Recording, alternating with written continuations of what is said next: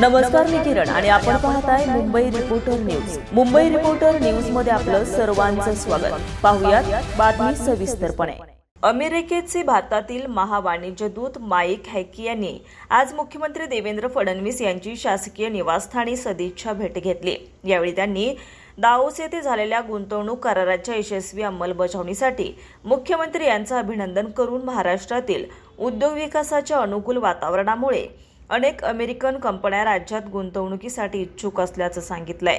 यावेळी ऊर्जा, नवतंत्रज्ञान, पायाभूत सुविधा आणि विविध क्षेत्रातील सहकार्यांच्या संधींवर सविस्तर चर्चा करण्यात आली. यावेळी शालेय शिक्षण मंत्री दादाजी भुसे, राज्यमंत्री पंकज भोयर, मुख्यमंत्र्यांचे अप्पर मुख्य सचिव विकास खागरे, प्रधान सचिव अश्विनी भिडे, शालेय शिक्षण विभागाचे प्रधान सचिव रणजित सिंह देओले यांच्यासह पदाधिकारी मोठ्या संख्येने उपस्थित होते.